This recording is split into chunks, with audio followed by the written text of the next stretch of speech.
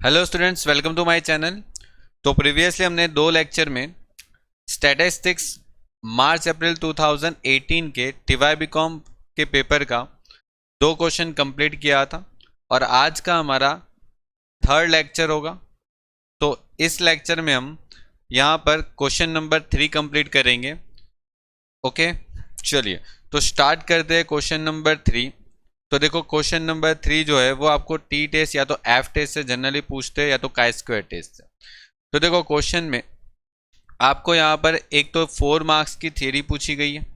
यहाँ पर लिखा है state the limitation of chi square distribution. आपको काई स्क्वायर डिस्ट्रीब्यूशन की लिमिटेशन पूछी गई है।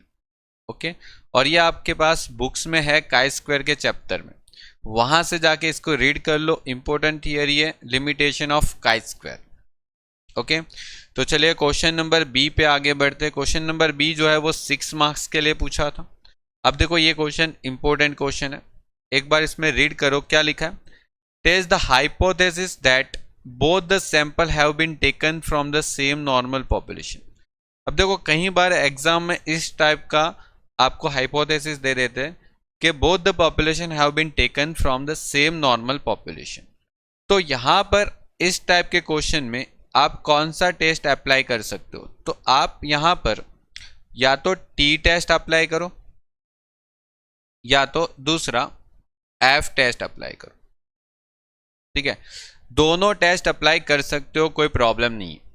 ठीक है, अगर क्वेश्चन के अंदर कुछ भी पता नहीं चल रहा है यहाँ पर, तो टी टेस्ट और एफ टेस्ट दोनों अप्लाई कर सकते हो, बिकॉज सैंपल भी दो है। देखो, दो सैंपल है, तो दो सैंपल है और देखो दोनों में जो डेटा दे रखा है उसके अकॉर्डिंग आप टी टेस्ट और एफ टेस्ट दोनों अप्लाई कर सकते हो।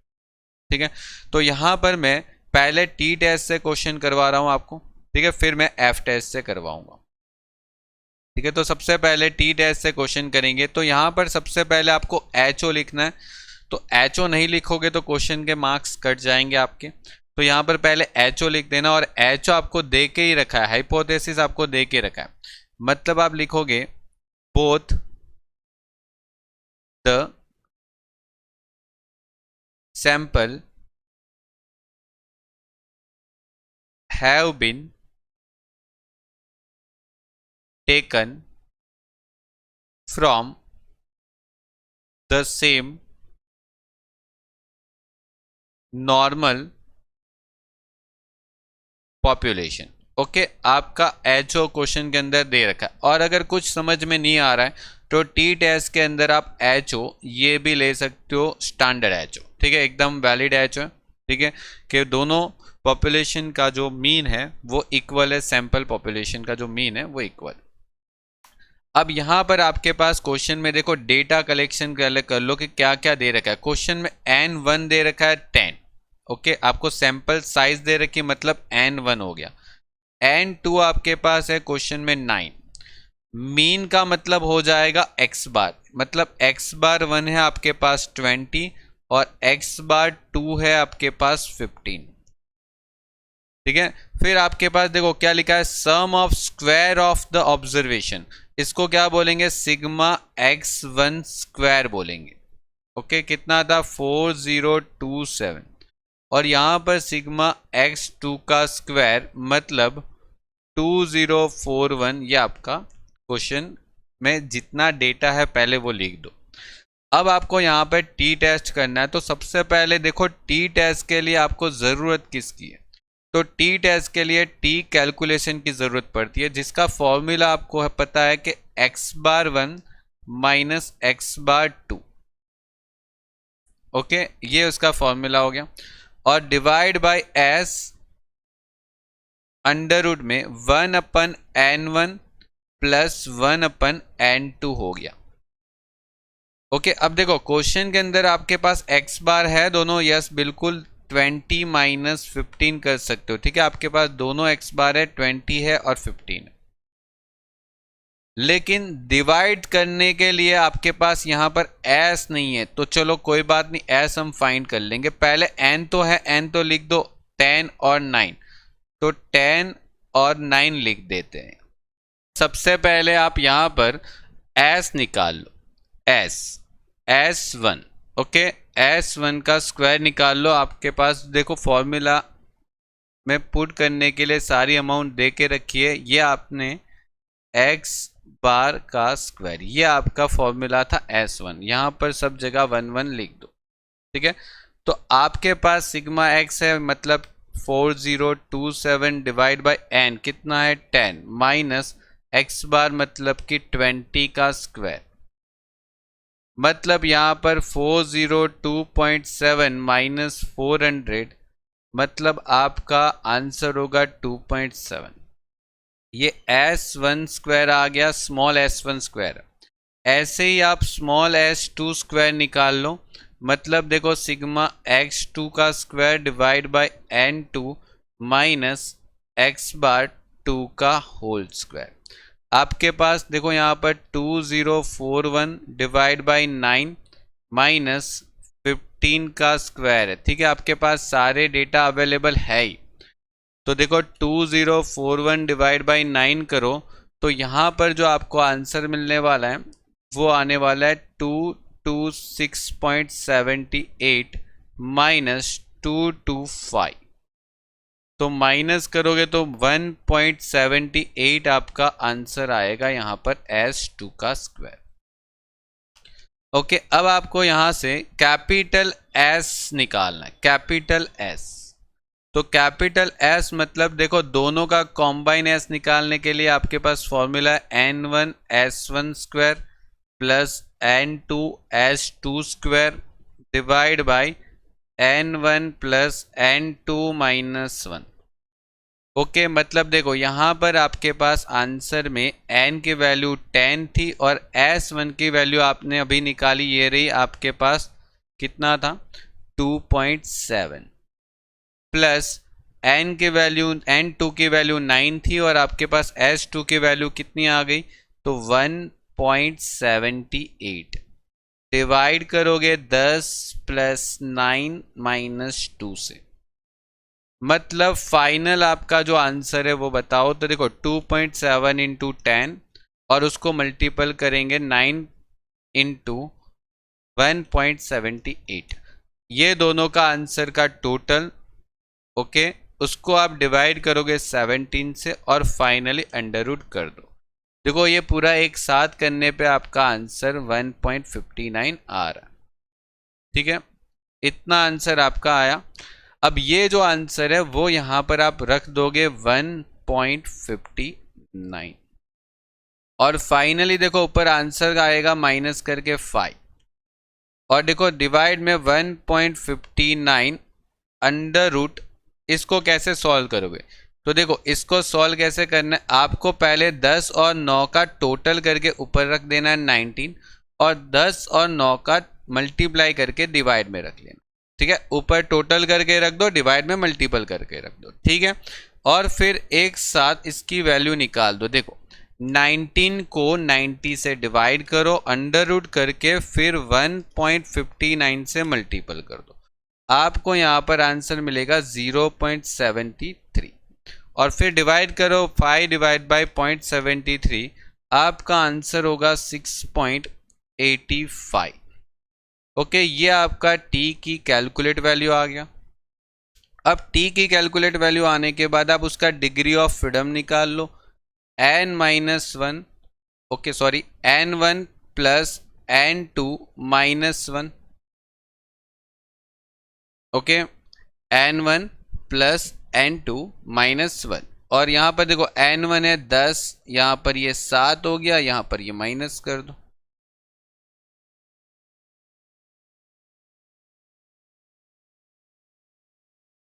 अब देखो डिग्री ऑफ फ्रीडम की फॉर्मूला है n1 प्लस n2 माइनस 2, यहाँ पर n1 है 10, n2 है 9 माइनस 2, मतलब यहाँ पर आपके डिग्री ऑफ फ्रीडम आएगी 70।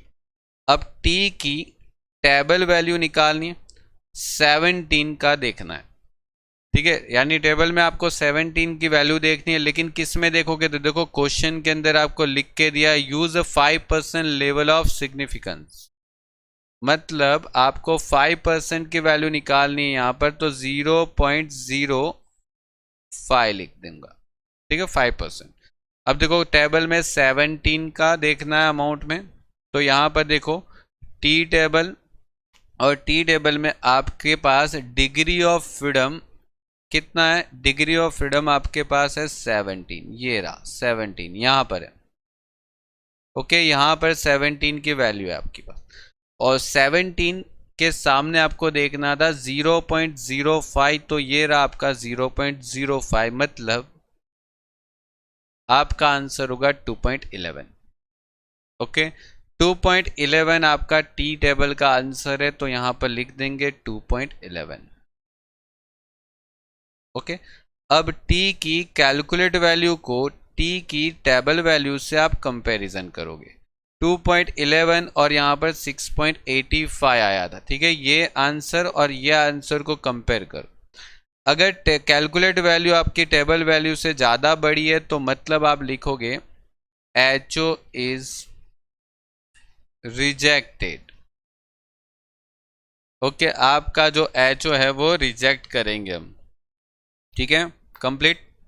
तो देखो इस तरीके से आपको क्वेश्चन कंप्लीट करना था, कंप्लीट हो गया आपका ये क्वेश्चन। अब यही क्वेश्चन को अगर मैं एफ टेस्ट से करता तो कैसे होता, तो देखो एफ टेस्ट से करते हैं। ओके, एफ टेस्ट से करते हैं। एफ टेस्ट में HO क्या होता है, तो देखो HO होता है μ1 स्क्वायर इक्वल्स टू μ2 स्क्वायर, ठीक है, या तो उन लोगों ने जो HO दे रखा था वही आप लिख सकते हो कि both population have been taken from the same normal population.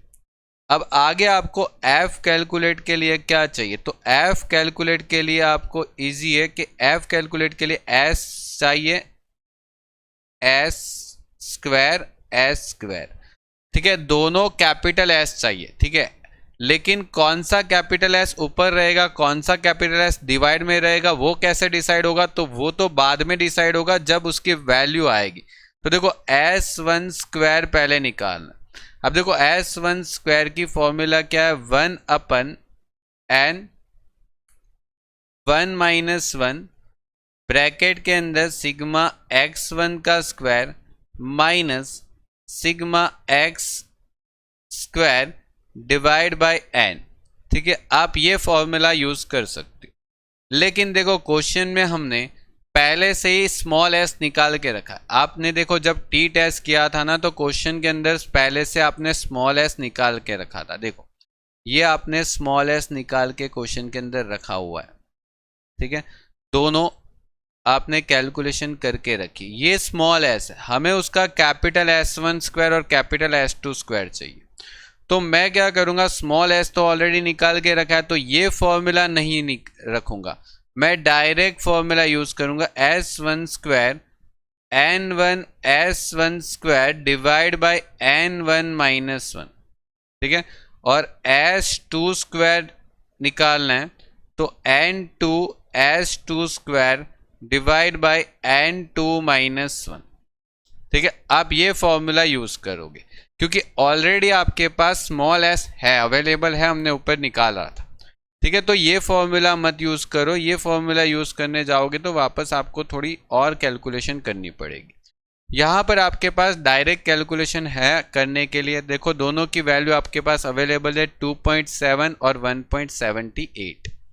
तो देखो यहाँ पर 2.7 और 1.78 डायरेक्ट रख दो, इंटू 10 कर दो और डिवाइड बाय 10 - 1 कर दो। इधर इंटू 9 था तो 9 - 1 कर दो, आपको अपना s की वैल्यू मिल जाएगी, ठीक है। तो देखो 27 डिवाइड बाई 9 होगा, तो मतलब यहाँ पर आंसर होगा 3, और 1.78 इंटू 9 डिवाइड बाई 8 करोगे तो यहाँ पर आंसर होगा 2।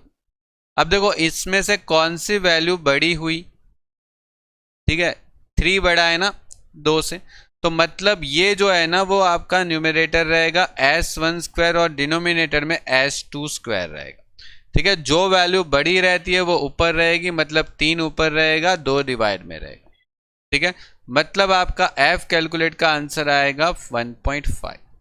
ओके, अब आपको यहां पर भी डिग्री ऑफ फ्रीडम निकालना है। अब डिग्री ऑफ फ्रीडम यहां पर V1 होता है और V2 होता है, कैसे पता चलेगा। अब देखो यहां पर V1 कितना लेना, तो देखो यहां पर आपने ऊपर क्या लिया था, 1 लिया था, और यहाँ पर डिवाइड में क्या लिया था, 2 लिया था।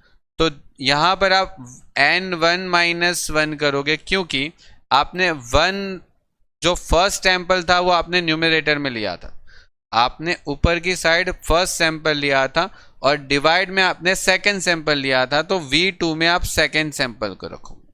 ठीक है, मतलब यहाँ पर इतना है कि जो आपने सैंपल ऊपर रखा न्यूमरेटर में, उसको आपको V1 में रखना है। ठीक है, जो सैंपल आपने न्यूमरेटर में रखा उसको आप V1 में लोगे। समझ गए? ये सैंपल आपने ऊपर रखा था ना, तो इसका n1 माइनस 1 होगा जो V1 में रहेगा, और जो सैंपल आपने डिवाइड में लिया है उसका V2 में आप आंसर रखोगे। मतलब यहाँ पर 10 माइनस 1 होगा और यहाँ पर 9 माइनस 1 होगा। ठीक है, आंसर क्या आएगा, तो 9, और यहाँ पर आंसर क्या आएगा, तो 8। अब 9 का आप 8 में देखोगे, मतलब आप f की टेबल वैल्यू निकालोगे। f की टेबल वैल्यू 9 को 8 में देखोगे, 0.05 में ही देखना। अब देखो ये कैसे निकालते हैं, यहाँ पर 9 का 8 में देखना।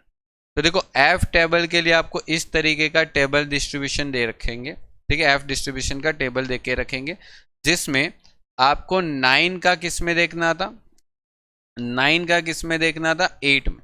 तो देखो क्वेश्चन के अंदर ये जो ऊपर वैल्यू रहती है ना, ऊपर की साइड, वो आपकी क्या रहेगी, V1 रहेगा, और यहाँ पर इस साइड जो वैल्यू रहती है रो में, वो आपकी V2 रहेगी। मतलब 9 यहाँ पर है और 9 का 8 यहाँ पर है। ठीक है, 9 और 8 में देखना है, मतलब यहाँ पर ये वैल्यू आपको कंसीडर करनी, और ये वैल्यू कंसीडर करने के लिए इसमें से कौन सी वैल्यू कंसीडर करेंगे। तो देखो यहाँ पर जो पहली वैल्यू है ना 3.39, वो आपकी 5% की वैल्यू है, और यहाँ पर जो 5.91 है वो आपकी 1% की वैल्यू। ये रहा ऊपर आपको लिखा ही है। ठीक है, पहली वैल्यू 5% की है, दूसरी वैल्यू 1% की। तो आप 5% की वैल्यू यूज करो, मतलब 3.39।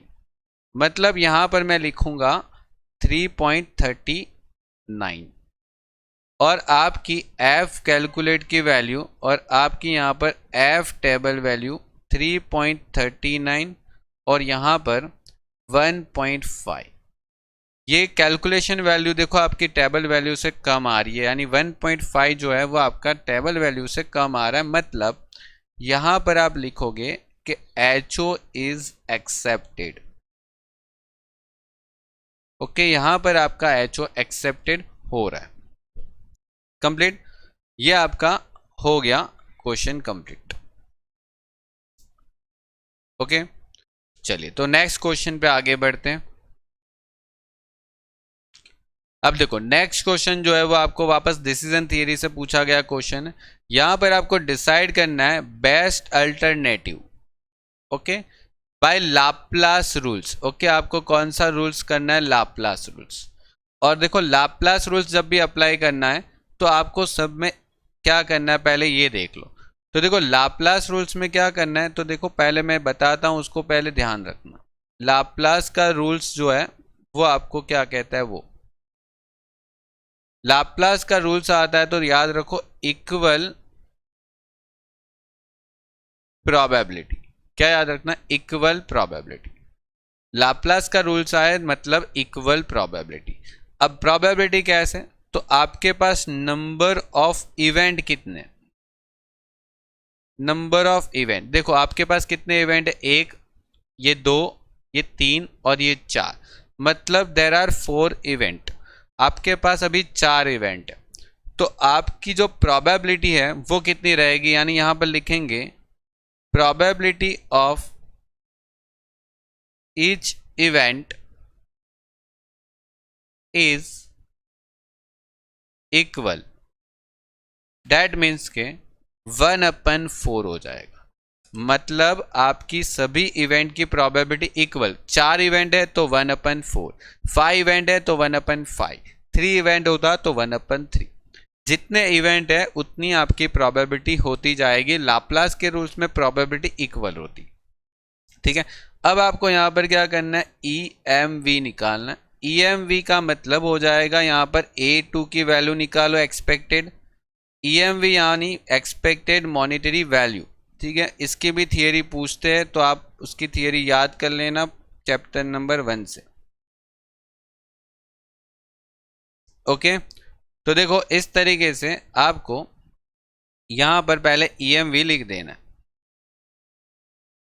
अब आगे करना क्या है, तो देखो आपको क्या करना है, ये सभी वैल्यू जो है ना, ये A1 की जो वैल्यू है, जैसे कि A1 में 60 है, उस 60 को भी 1/4 से डिवाइड कर लो, प्लस -30 है उसको भी 1/4 से डिवाइड कर लो, प्लस 90 है उसको भी 1/4 से डिवाइड कर लो, प्लस -60 है उसको भी 1/4 से डिवाइड कर लो, ठीक है। ये सबको 1/4 से डिवाइड कर लो। यहाँ पर भी A2 में जितनी भी वैल्यू है, कितनी वैल्यू है देखो 120 है तो उसको भी 1/4 से डिवाइड कर लो, प्लस -60 है तो उसको भी 1/4 से डिवाइड कर लो, प्लस 30 है तो उसको भी 1/4 से डिवाइड कर लो, और प्लस -42 है तो उसको भी 1/4 से डिवाइड कर लो।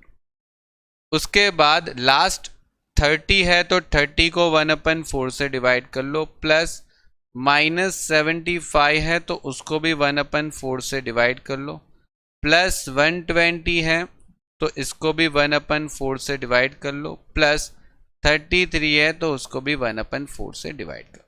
यानी सभी वैल्यू को आप उसकी प्रोबेबिलिटी के साथ डिवाइड कर दो, और प्रोबेबिलिटी जो होती है वो लाप्लास के रूल्स में इक्वल होती है, ठीक है, इक्वल प्रोबेबिलिटी।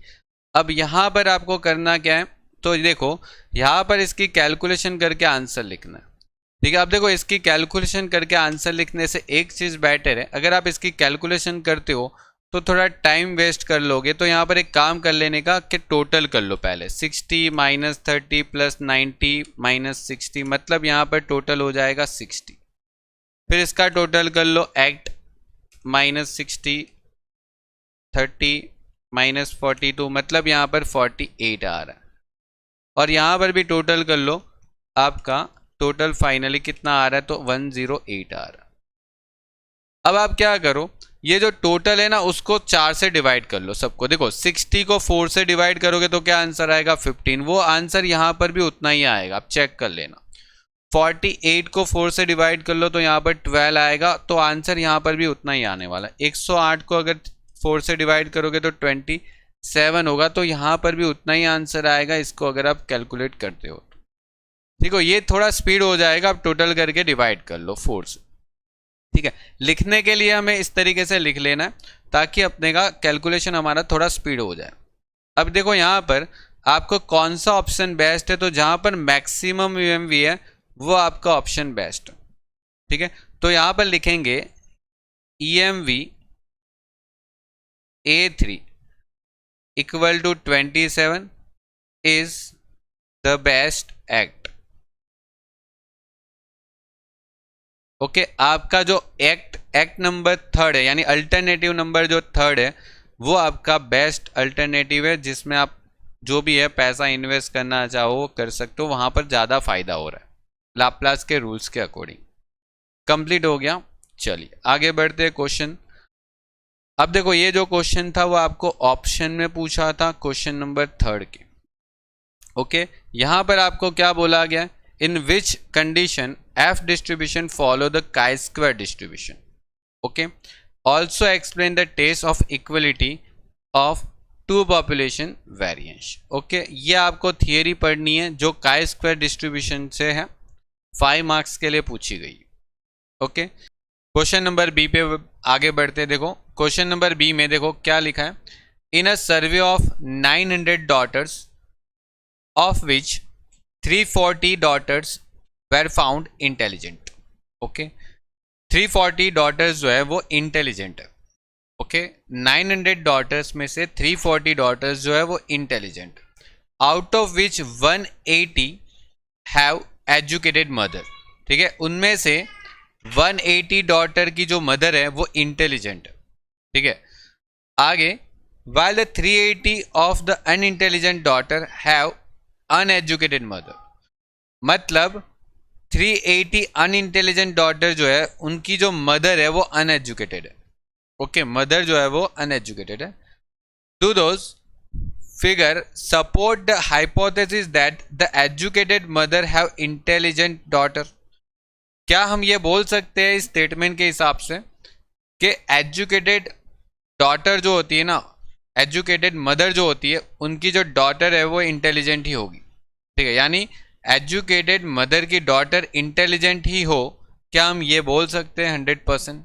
ठीक है, ये स्टेटमेंट को आपको प्रूव करके बताना।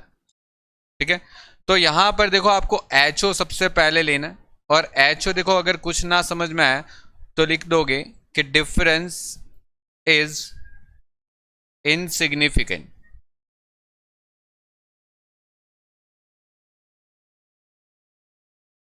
ओके, अगर आप एच ओ लोगे तो डिफरेंस इन इनसिग्निफिकेंट लिख सकते हो। और अगर ज़्यादा एच ओ लिखना है कि समझ में आ रहा है कि हाँ किसको हाइपोथेसिस लेना है, तो आप यहाँ पर हाइपोथेसिस ले सकते हो, तो educated mother have intelligent daughter. ठीक है, ये आप अपना एच ओ लिख सकते हो। अब देखो ये क्वेश्चन जो है उसमें आपको जो डेटा दे रखा है ना उसको पहले एक टेबल वाइज सेट करना पड़ेगा। क्वेश्चन के अंदर आपको क्या दे रखा है? एजुकेटेड मदर और अनएजुकेटेड मदर, और इंटेलिजेंट डॉटर और अनइंटेलिजेंट डॉटर। तो देखो यहां पर पहले मैं लिख देता हूं intelligent daughter. Okay, intelligent daughter, और यहां पर लिख देंगे अनइंटेलिजेंट डॉटर।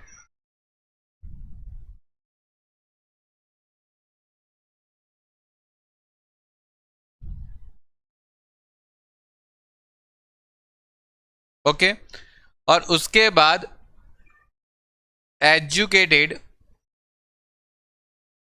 मदर और अनएजुकेटेड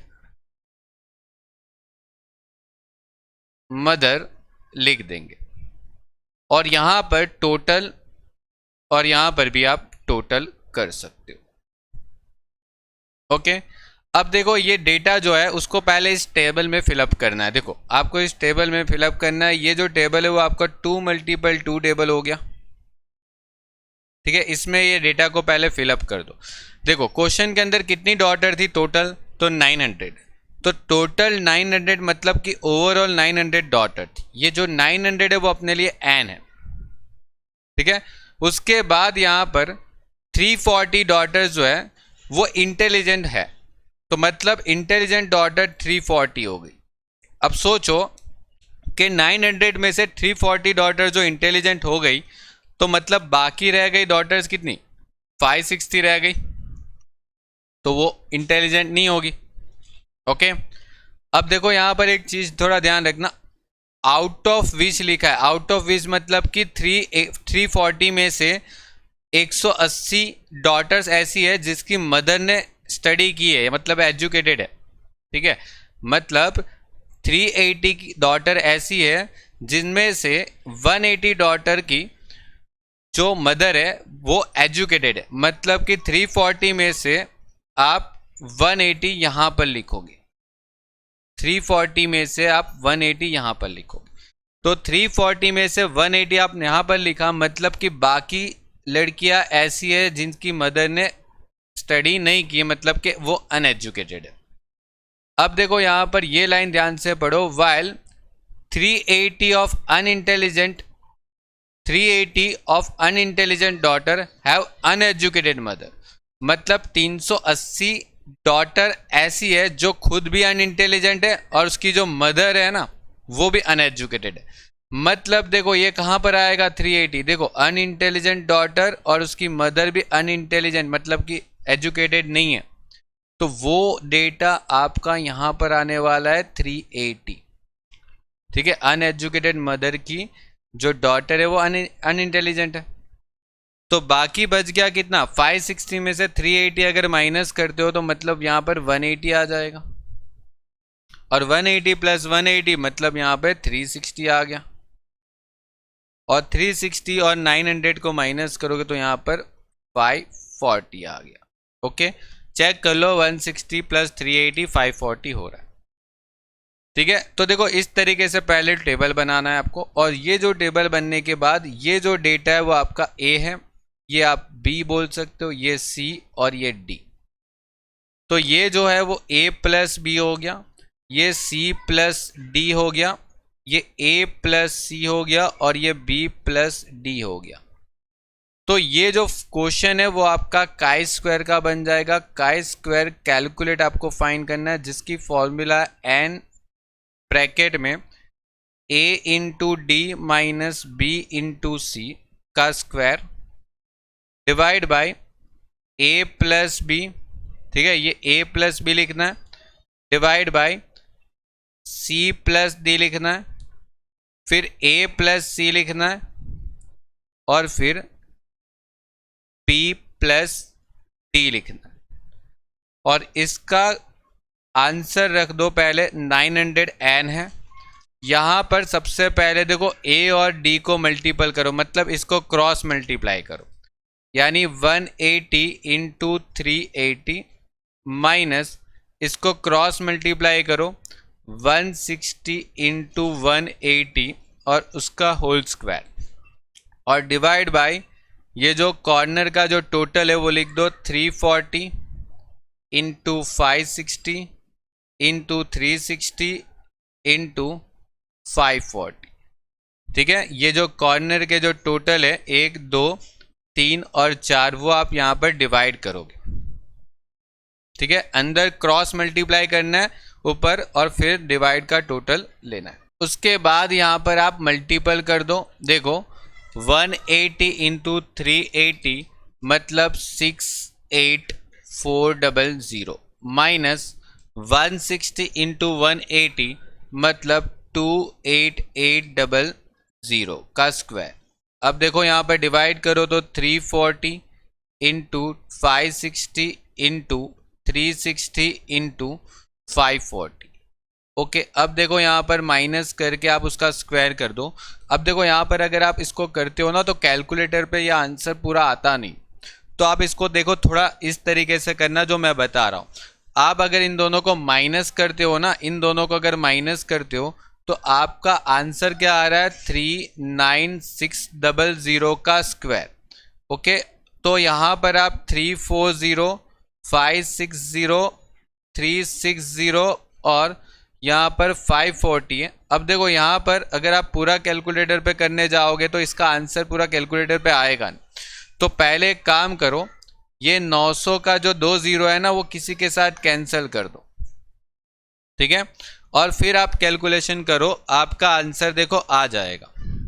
ठीक है, divide 34 divide 56 divide 360 divide by 540, मतलब देखो यहाँ पर ओवरऑल आपका जो आंसर है वो 38.13 आ सकता है। देखो चेक कर लो, कंप्लीट आ गया। तो ये जो आंसर है वो आपका काई स्क्वायर कैलकुलेटिव का आ गया। और यहाँ पर अब डिग्री ऑफ फ्रीडम फाइंड करेंगे, तो देखो डिग्री ऑफ फ्रीडम फाइंड करने की फॉर्मूला क्या होती है काई स्क्वायर में। ठीक है, डिग्री ऑफ फ्रीडम फाइंड करने की फॉर्मूला काई स्क्वायर में क्या होती है, तो degree of freedom equal to row -1 and column -1। अब देखो ये क्वेश्चन के अंदर रो भी 2 है और कॉलम भी 2 है। ठीक है, आपके पास 2 रो है और 2 कॉलम है। ठीक है, मतलब 2 - 1 और 2 - 1 ही होगा। फाइनल आंसर आपका 1 आएगा। 2 - 1 1 इंटू 2 - 1 1। ओके, तो आपका answer finally degree of freedom का 1 होगा। काई स्क्वायर की जो टेबल वैल्यू है वो आप फाइंड करो। 1 का किस में देखोगे 0.05 में। ठीक है, तो काई स्क्वायर की टेबल वैल्यू आप निकालो 0.05 में। तो देखो आपको इस तरीके से टेबल दे के रखेंगे। ओके, और इसके अंदर से आपको काई स्क्वायर की वैल्यू निकालनी है 1। तो देखो यहाँ पर पहले ही 1 नंबर पे 1 है। ठीक है, यहाँ पर फर्स्ट नंबर पे ही आपको 1 मिल जाएगा। तो 1 की 0.05 की वैल्यू क्या होती है 3.841। क्या होती है 3.841।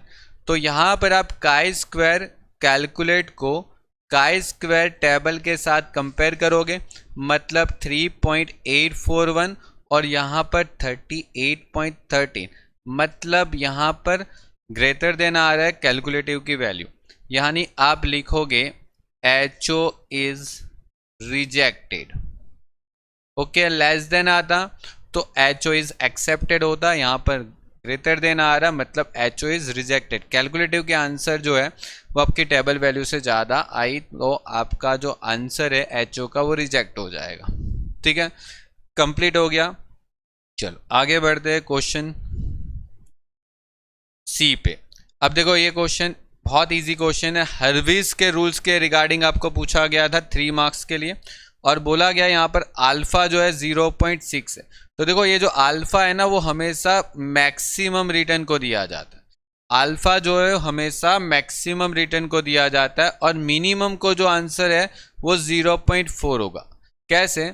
तो मिनिमम का जो प्रोबेबिलिटी है, ये जो मैक्सिमम का अल्फा जो है वो मैक्सिमम की प्रोबेबिलिटी होती है, मैक्सिमम की प्रोबेबिलिटी अल्फा होती है 0.6, तो 1 माइनस अल्फा करोगे तो वो मिनिमम की प्रोबेबिलिटी हो जाएगी। ठीक है, यानी 1 माइनस 0.6 मतलब 0.4, ये आपका मिनिमम की प्रोबेबिलिटी और मैक्सिमम की प्रोबेबिलिटी ऐसे निकालना है। ठीक है, अल्फा ऑलवेज मैक्सिमम रिटर्न को दिया जाता है। उसके बाद आपको यहाँ पर EMV निकालनी, एक्सपेक्टेड मॉनिटरी वैल्यू। यहाँ पर A1 की EMV क्या होगी? तो देखो 50 को आप 50 को उसकी प्रोबेबिलिटी से मल्टीपल कर लो 0.6, प्लस 6 को भी उसकी प्रोबेबिलिटी से मल्टीपल कर लो 6 इंटू 0.4। ठीक है, फिर वापस निकाल लो EMV A2, क्या आंसर होगा? 40 को 0.6 के साथ मल्टीपल करो, प्लस -8 को 0.4 के साथ मल्टीप्लाई करो, फिर वापस आप EMV निकालो A3 की, क्या आंसर है? 50 को आप 0.6 से मल्टीपल करो और फिर 4 को 0.4 से, हो गया। अब इसका आंसर निकाल, क्या आंसर आ रहा है? देखो 50 इंटू 0.6 और 6 इंटू 0.4, आंसर होगा 32.4। यहाँ पर 40 इंटू 0.6 और 8 माइनस में है, ध्यान रखना, इंटू 0.4 इसका टोटल करोगे तो 20.8 हो जाएगा। 50 इंटू 0.6 और यहाँ पर 4 इंटू 0.4, आंसर आपका 31.6 आ जाएगा। अब यहाँ पर आपको ये देखना है कि मैक्सिमम रिटर्न कौन दे रहा है। तो मैक्सिमम रिटर्न दे रहा है आपको एक्ट A1, मतलब यहाँ पर लिख देंगे कि act A1 is best act. Okay, तो ये टॉपिक आपका यहाँ पर कंप्लीट हो गया। बस सिंपल है, हर्विस का रूल्स एग्जाम में बहुत बार पूछते हैं। ठीक है, चलिए, तो ये आपका क्वेश्चन नंबर 3 कंप्लीट हो रहा है। अब नेक्स्ट वीडियो में मैं आपको क्वेश्चन नंबर 4 करवाऊंगा। ओके, चलो, गुड बाय।